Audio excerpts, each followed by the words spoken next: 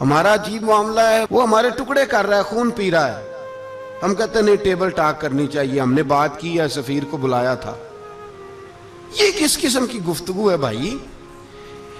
वो तेरा खून पी रहा है, तू जवाब में कह रहा है नहीं नहीं वो हमने बात की है अक़वाम मुत्तहिदा में, कल परसों बैठेंगे आपस में गुफ्तगू करेंगे, सही हो जाएगा मसला। अशिद्दाउ अलल कुफ़ार, अहले ईमान मोमिन की पहली सिफ्त अल्लाह ने यह बयान फरमाई कि वो काफिरों पर वो सख्त है।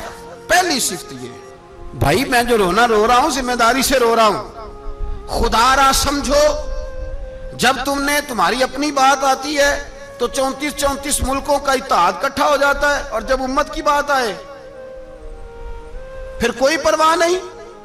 मेरे रसूल पाक सल्लल्लाहु अलैहि वसल्लम ने जो दीन दिया उसकी पहली शर्त यह है अशिद्दाउ अलल, बोलिए अशिद्दाउ अलल काफर पर सख्ती करना पहला हिस्सा ईमान का। रुहमाउ बैनहुम तो दूसरा नंबर है, ये दूसरा है।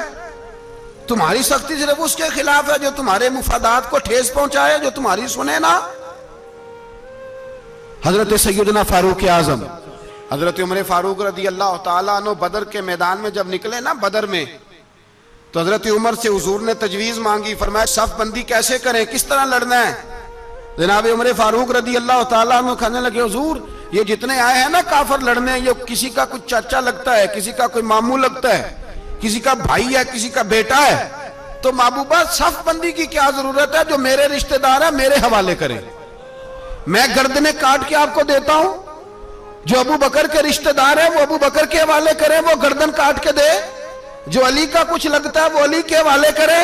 हम दुनिया को बताएंगे कि अशिद्दाउ अलल कुफ्फार, अशिद्दा अलल, उसके लिए हमारे पास सख्ती है, कोई नरमी। वो हमारा सगा भी हो तो उसके हक में कोई नरमी। हजरत उमर ने अपने सगे मामू की गर्दन काटी बदर के दिन, सगे मामू की। हजरत अबू उबादा बिन जर्राह, सुनो इस्लाम अमन का दरस देता है, मोहब्बत का दरस देता है। भाई इस्लाम ही तो अमन का दरस देता है, पर जड़ी बूटी काटना बदअमनी नहीं होता, जालिम का हाथ पकड़ना बदअमनी, और अमन वाले और होते हैं बुज़दिल, इन दोनों में फर्क होता है। अमन वाला बनने का कहा गया है, बुज़दिल बनने का कहा। मेरे नबी पाक ने जो बदर में तलवार उठाई थी, जिरा पहनी थी, हुजूर अलैहिस्सलातु सलाम ने लोहे की जैकेट पहनी थी, तो वो भी मेरे रसूल पाक ने अमन के लिए ही पहनी थी।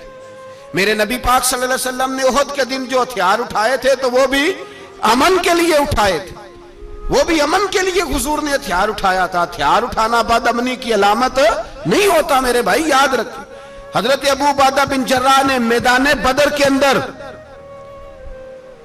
जब जंग का तबल बजा, हालात बिगड़े, जनाब अबू उबादा बिन जर्राह कहते हैं तारीख ने एक अजीब मोड़ पे मुझे लाके खड़ा किया। आप फरमाते हैं मेरे लिए अल्लाह ने जो आजमाइश रखी वो सबसे बड़ी रखी। फरमाने लगे जब मैं मैदान में निकला तो काफिरों ने मेरे सामने जिसको लाके खड़ा किया वो मेरा सगा बाप था। अब फरमाते हैं अब मुश्किल बन गई, इश्क त्याग दोवी एक बराबर, ते इश्क दा सेक बधेरा, अग ते साड़े कख ते काने, ते इश्क साड़े तन मेरा, ते अग दा दारू मीह ते पानी, कोई दसे है इश्क दा दारू केड़ा, बुल्ले शाह उथे कुछ भी नहीं बचदा जिथे इश्क होरां दा डेरा। फरमाने लगे अब मेरे लिए सामने बाप, इधर बेटा। अब फरमाते हैं दो रास्ते थे, बाप बचाऊं या रसूलुल्लाह का दीन बचाऊं।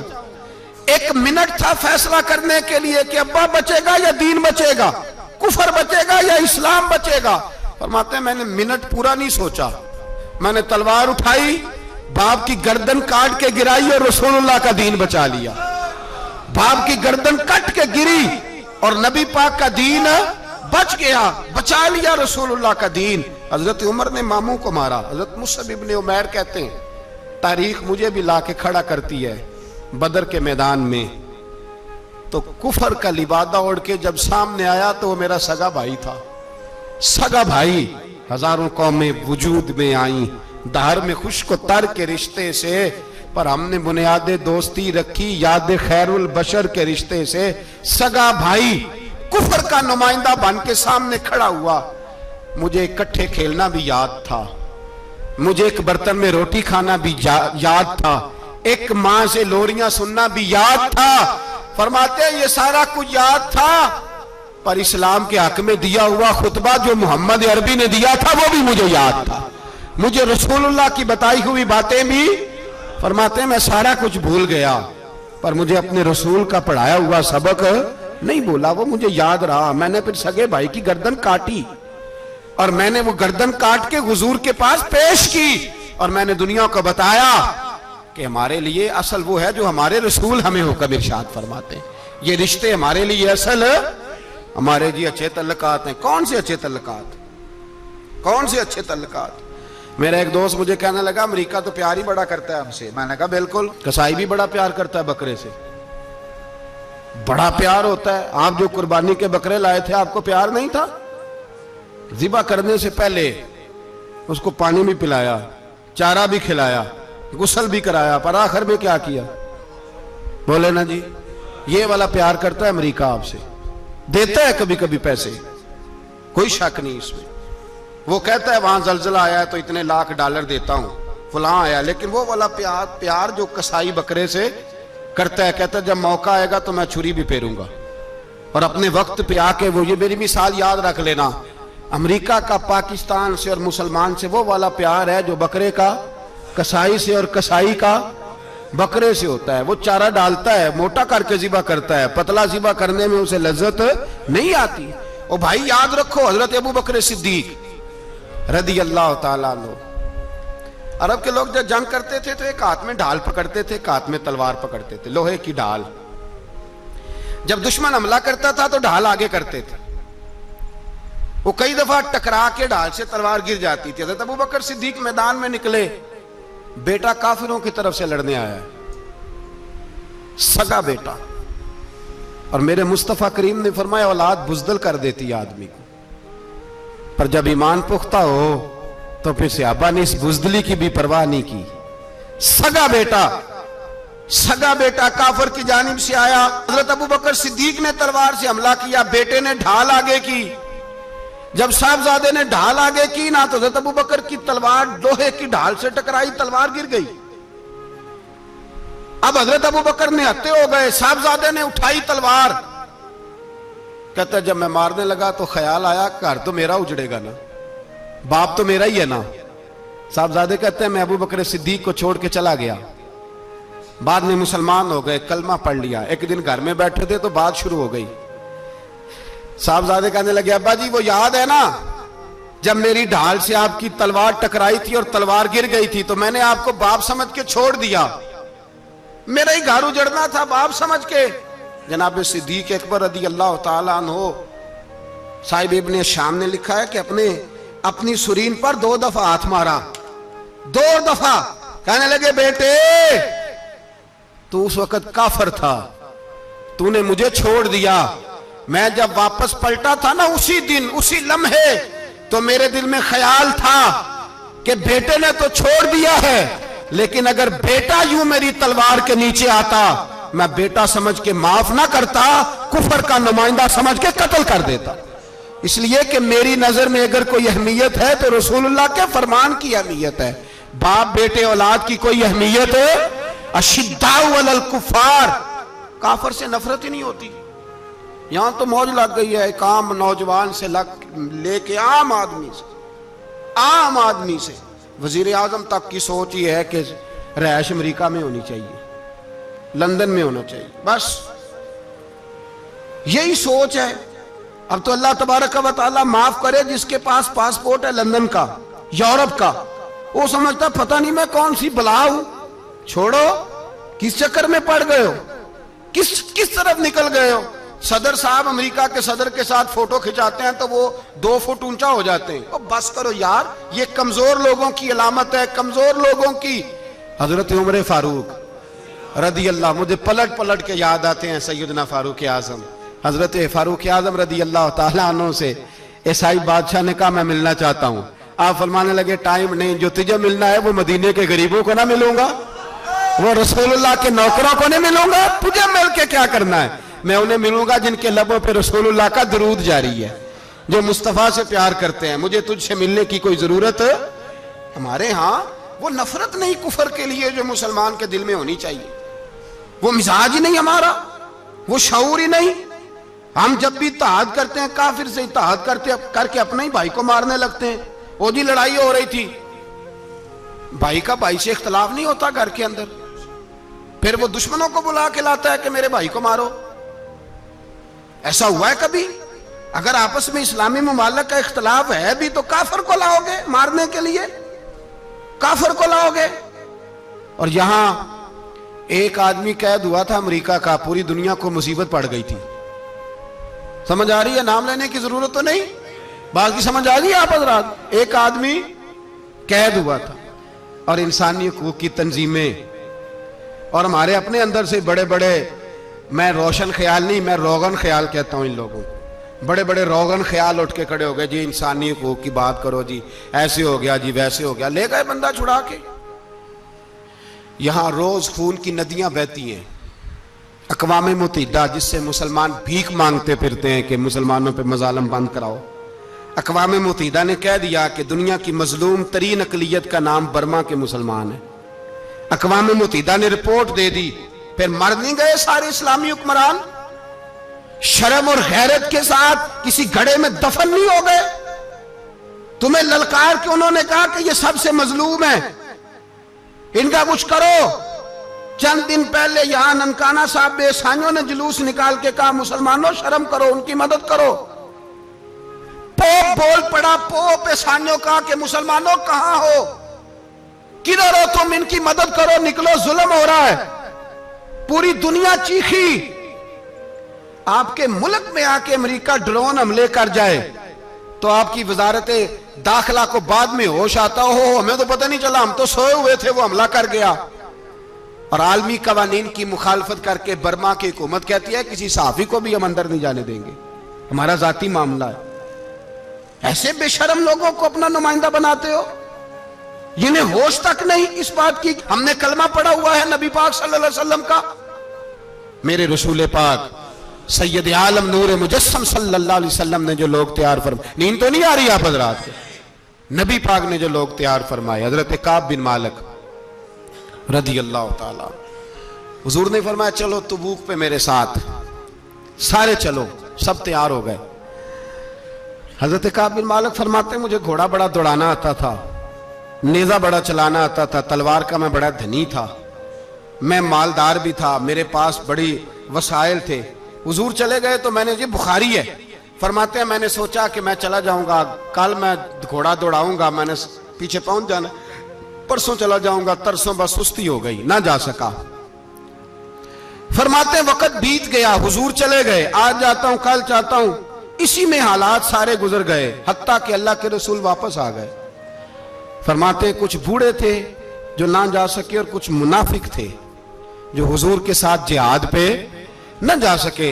आप फरमाते मैं जवान भी था, तीर अंदाज भी था, और दुनिया अरब सारा जानता था कि मालदार भी है, अल्लाह ताला की दी हुई बड़ी नेमतें थी, मैं न गया और हो गलती गई, सुस्ती गई। फरमाते हुजूर मदीने में आए, जब मस्जिद नबी में बैठे तो मुनाफिक आके बहाने करने लगे। कोई कहने लगा बच्ची बड़ी बीमार थी, कोई कहने लगा हुजूर कल ही सही हुआ हूं। फरमाते मुझे भी पता था और पता मुस्तफा को भी था झूठ बोल रहे हैं, हुजूर को पता था, पर वो बहाने करते, हुजूर कबूल करते, मैं चलो जाओ। कहा फरमाते एक मिनट के लिए मुझे भी वसवसा आया कि कोई बहाना ना कर दूं, लेकिन फिर मैंने सोचा बहाना किसके सामने करूं, जिसे अल्लाह तबारक व तआला ने नबुव्वत की आंख अता फरमाई हुई है, उस महबूब के सामने बहाना। उस ख्याल आया मुसलमान नेक बद पहचान जाते हैं, मोहम्मद आदमी के दिल की बातें जान जाते हैं, किधर बहाना करूं, हुजूर को तो सारा पता है। फरमाते में गया, हुजूर ने पूछा क्यों नहीं आए, और पूछा भी मुस्कुरा के, क्यों नहीं आया, मुस्कुरा के पूछा। फरमाते मैंने सच सच बोला, मैंने कहा या रसूल अल्लाह सुस्ती हो गई, हुजूर गलती हो गई। जो बहाने लगा रहे थे उनको आजादी मिल गई, और मकतब इश्क का दस्तूर निराला देखा, उसको छुट्टी न मिली जिसने सबक याद किया। फरमाते हैं उनको छुट्टी मिल गई, मैंने कहा हुजूर गलती हो गई, तो नबी पाक ने फरमाया इससे कोई बंदा कलाम ना करे, खबरदार मेरे साथ भी गुफ्तगू ना करना। हजरत काब बिन मालिक फरमाते हैं मेरा चचाजाद भाई, खालाजाद भाई सारे रहते थे, मैं किसी को सलाम लेता तो कोई जवाब भी नहीं देता था। फरमाते हैं मैं मस्जिद में नमाज पढ़ने आता, पर सहाबा किराम को हुजूर ने मना कर दिया तो मदीने की गलियां भी नाआशना हो गई। फरमाते मुझे यूं लगता था कि मदीने के दरो दीवार भी मुझसे कलाम नहीं करते। मैं वहां दुआ मंगया करो संगियो किते मुर्शद ना रुस जावे, ए जिन्हां दे पीर रुस जांदे ओ जिउंदे ही मरे रहंदे। कहा इस तरह लगा कि जैसे हालात बिगड़ गए सारे मेरे हक में। आप फरमाते मैं मस्जिद में आके बैठता तो जब मुझे पता था मैं जब आंखें उधर करता तो हुजूर मुझे देखते, और जब मैं नबी पाक को देखता तो हुजूर चेहरा फेर लेते। बोल पड़े ख्वाजा गुलाम फरीद साहब, कहने लगे मैं वेखा तो मेरा यार ना वेखे, जे मैं ना वेखा तो वेखे। एडे नसीब किथों ततड़ी दे ओ मेरे विच वेखन दे वेखे। गुलाम फरीदा ओ बुए यार दे मरिए भावे वेखे या ना वेखे। आप फरमाते मैं सैयद आलम सल्लल्लाहु अलैहि वसल्लम को देखता तो हुजूर रुख अनवर फेर लेते। हजरत काब बिन मालिक रदी अल्लाह ताला अन्हु फरमाते हैं कि हुजूर का हुक्म आया कि बीवी को अलहदा कर दो। बार पहले कोई नहीं बात करता, अब का बीवी को अलहदा कर दो। तो मैंने कहा हुजूर तलाक दे दूं? फरमाया नहीं मेके भेज दो, तलाक नहीं देनी। फरमाते हैं बाल बच्चा भी चला गया, ना घर में कोई ना बाहर कोई, तने तन्हा। आप फरमाते हैं जमाना जानता था, अरब के सूबों में बात फैल गई कि काब बिन मालिक जैसा सरदार, मालदार, घुड़सवार, तीरंदाज, नेजाबाज, इतना बड़ा सियाना संजीदा आदमी जुदा कर दिया नबी पाक ने। फरमाते हैं गुस्सान के ईसाई बादशाह ने मुझे खत लिखा। हजरत काब फरमाते हैं बड़ी आजमाइश थी, पर यह मुसीबत सबसे बड़ी थी। गुस्सान के ईसाई बादशाह ने खत लिखा, उसका आदमी मुझे ढूंढता फिरता मदीने में, मैं मिला तो खत उसने मुझे दिया। खत में यह नहीं लिखा था कि काफिर हो जाओ माअज़ल्लाह, ये नहीं लिखा था ईसाई हो जाओ। उसने खत में लिखा कि काब हमने सुना है तुम्हारे नबी ने तुम्हें छोड़ दिया, नाराज हो गए। तुम तो इस काबिल थे कि सूबे के गवर्नर बनाए जाते, तुम तो बड़े ओहदे के काबिल थे, तुम्हारी तो शोहरत है सारे इलाकों में, तुम आ जाओ हमारे पास, हम तुम्हें बहुत बड़ा ओहदा दे देंगे। हजरत काब बिन मालिक फरमाते हैं अब मेरी चीखें निकली, अब मैं तड़प के रोया। मैंने वो उसका खत पकड़ा और जलते हुए तनूर में डाला और मस्जिद नबी में सर सजदे में रख के मैंने कहा अल्लाह मेरा ईमान इतना ही मशकूक हो गया है कि काफिर कहते हैं मैं उनके साथ मिल जाऊंगा। ऐ अल्लाह मेरा ईमान इतना मशके काफिर समझने लगे हैं कि मैं मुसलमानों को छोड़ के उनसे इत्तेहाद करूंगा। यहां लोग कहते हैं हमने प्रेशर के लिए उनको साथ मिलाया, हमने प्रेशर के लिए काफिर से समझौता करोगे, अपने भाई पर जुल्म करने के लिए बेईमानों के साथ दोस्ती करोगे। हजरत काब बिन मालिक फरमाते मैंने तंदूर में डाला, मैं तड़प के रोया। मैंने कहा अल्लाह मेरा इतना इम्तिहान ना ले कि काफिर सोचने लगे कि मैं उससे समझौता करूंगा। ऐ अल्लाह मेहरबानी फरमा, इतना इम्तिहान ना ले। रोते रोते घर गया, सहरी तक रोता रहा। एक आदमी दौड़ा आया, कहने लगा काब जल्दी चल, हजरत जिब्रील आ गए हैं, अल्लाह ने तेरी तौबा कबूल फरमा ली है, रसूल पाक ने तुझे याद फरमाया है, चल आ जा। हजरत काब बिन मालिक फरमाते मैं कदमों में गिरा और मैंने कहा महबूबा मेरा सारा ही माल ले ले, हुजूर मेरी सारी सलाहियतें ले ले, रख ले सारा कुछ, मुझे वो माल नहीं चाहिए जो आपके दरवाजे से दूर कर दे। हुजूर वो दौलतें मेरे किस काम की जो आपके दरवाजे से दूर कर दे। बेनूर बेचराग जो महफिल हो फूंक दो, आजम बला से अपनी वो हस्ती ही क्यों ना हो, जो चीज उसकी राह में हायल हो फूंक दो। हजरत काब बिन मालिक रदी अल्लाह ताला अन्हु ने एक मिनट के लिए भी काफिर से समझौता करना पसंद ना किया। जब तो अल्लाह ने तौबा हजरत जिब्रील के जरिए नाज़िल फरमाई। मेरे भाई यहाँ मिनट मिनट पे समझौता है, मिनट मिनट पे बड़ा रौला डालते हम, बड़ा शोर है चाइना की दोस्ती, चाइना की दोस्ती। चाइना जैसे कहे बर्मा की हुकूमत वैसे करती है, इसका असर और सूख है उनका। आपने क्यों नहीं उनसे कहा कि उनको मना करें? मैं चाइना की बात नहीं छेड़ना चाहता, वरना मैं उस पर भी कुछ बातें अर्ज करूं कि वो जो आपके उन साथ उनकी दोस्ती है उसका पस मंजर क्या है। ये तो चाइना में बसने वालों से पूछो ना, जहां मस्जिद बनाना बड़ा मुश्किल है, जहां नमाज पढ़ना रोजा रखना बड़ा मुश्किल है। काहे की दोस्ती, किस तरह की दोस्ती? कुरान मजीद ने बयान कर दिया काफर तुमसे राजी नहीं हो सकता हत्ता तत्तबिया मिल्लतहुम, जब तक तुम उनके दीन की पैरवी ना करो।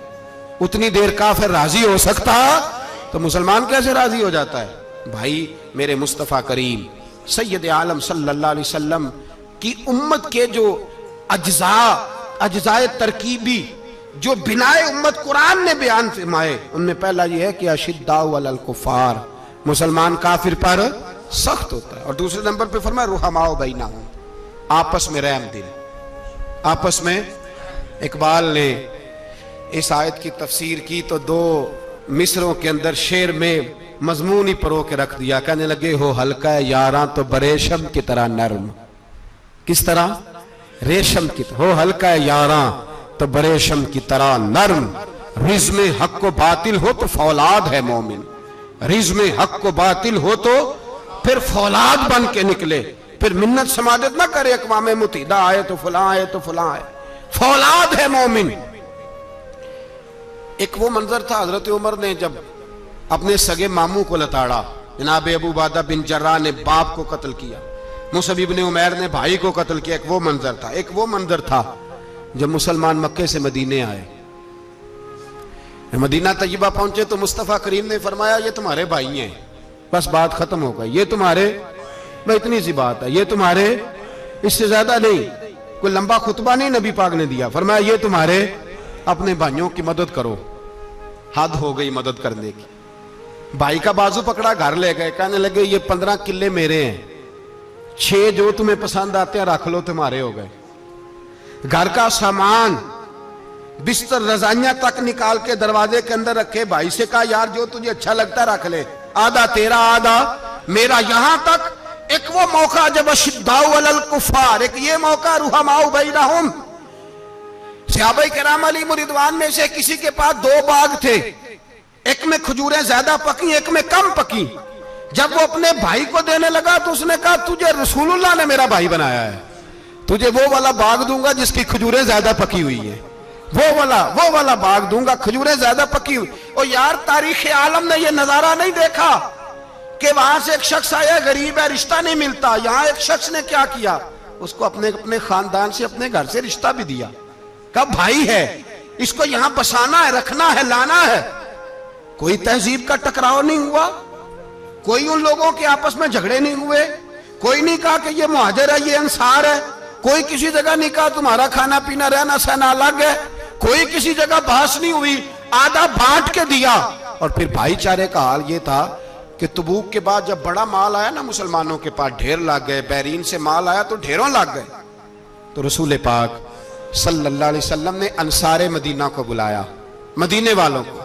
फरमाया तुमने बड़ा एहसार किया था अपने भाइयों पर, तुमने अपनी आधी आधी जायदादें दे दी थी, तुमने रुहमाओ बैनहुम का पूरा मुजाहिरा अमलन करके दिखाया था। अब माल आ गया है, 2 ऑप्शन मैं तुम्हें देता हूं, 2 किस्म की तरजीहात, एक चीज कबूल कर लो। का या रसूल अल्लाह सल्लल्लाहु अलैहि वसल्लम हुक्म फरमाइए। फरमाया यहां तो जो माल तुमने अपने महाजिर भाइयों को दिया है वो वापस ले लो, वो तुम वापस ले लो, और ये जो माल आया ये मैं इनमें बांट देता हूं। या इस तरह करो कि मैं ये माल तुम्हारे दरमियान आपस में आधा आधा बांट देता हूं, या तुम्हें कुछ फीसद ज्यादा दे देते हैं, उन्हें कम दे देते हैं। बात हो रही थी, अंसार चुप थे। हुजूर ने फरमाया बोलते क्यों नहीं, पता महबूब को भी है कि ये बोलेंगे तो मुझे भी ठंड पड़ेगी और कयामत तक सारी उम्मत को सुकून मिलेगा। फरमाया बोलो। तो अंसारे मदीना बोले तो रो के बोले, का महबूबा हमने माल क्या करना है, हमारे पास रसूल पाक जो मौजूद है। या रसूल अल्लाह हमने क्या करना है माल का। हुजूर जो अब आया ये भी सारा इन्हें दे दे, जो हमने दिया था इन्हें वो भी इनके पास रहने दें, और या रसूल अल्लाह जो बाद में आए वो भी इन्हें दे दें। हमारी शर्त यह है कि हमारे दरमियान अल्लाह के रसूल मौजूद रहने चाहिए, महबूब हमारे दरमियान रहे, माल और दौलत की हमें जरूरत है। ये रुहमाओ बैनहुम आपस में बांट के हर चीज अपने भाइयों को दे दी। हजरत उमर, ईसाई बादशाह टाइम मांगता तो कहता कोई टाइम नहीं, चल दौड़ जाओ। मुल्क शाम जाते हैं, जब फतह होते हैं, हजरत साद बिन नबी वकास बुलाते हैं, शाम जाते हैं। तो हजरत उमर कहते हैं शाम आए हैं यार, सबसे पहला काम ये कर, बिलाल का तो पता कर।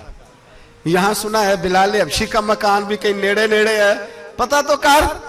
हजरत बिलाल हबशी हजरत सैयदना साद कहने लगे हुजूर बुला ना ले। फरमाया नहीं, वो मुस्तफ़ा का गुलाम है तो मेरा तो इमाम है।